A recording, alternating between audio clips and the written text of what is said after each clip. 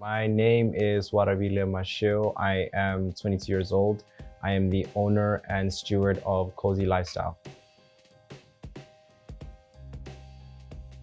In April of this year, I was just right here at home. I was waiting on confirmation from NSFAS to go back to school and complete my LLB studies. I just finished graduating from the University of Pretoria, got in my BA Law degree.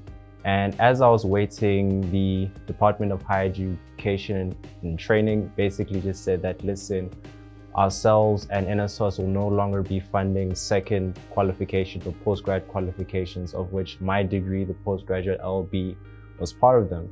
So as a result, 1 week before school started, I had to then drop out and pretty much be back at home. I was looking at the roof and I was thinking to myself, what exactly am I going to do with my life? I don't have anything planned.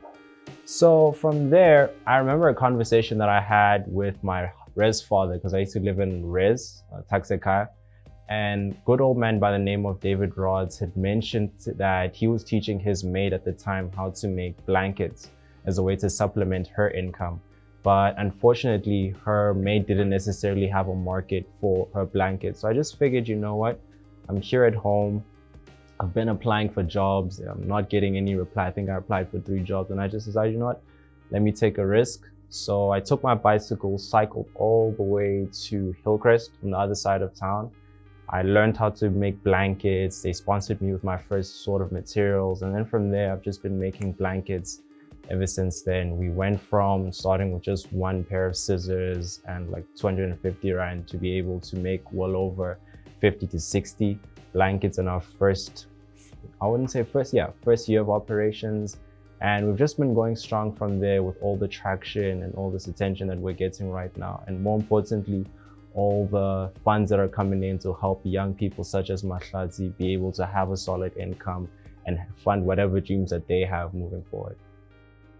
So what makes these blankets really special is that this is a traditional form of making blankets called no-sew blankets, where we take 2 pieces of fleece, which are used to make jerseys, and then we just tie them around the edges. And the really cool thing about that is that it gives us leeway to just design and have very interesting design. These blankets not only are very warm, but they're very portable. So it's almost taking the warmth of like a very thick blanket in your bedroom that you go to sleep with during winter, but having that on the go wherever you may be. So I think that's what really makes what Cozii special, alongside the story attached to it. It's just like a 1-2 jab. And at the end of the day, you have to have your destiny in your own hands. You have to be able to take all that is happening right now and create something for yourself.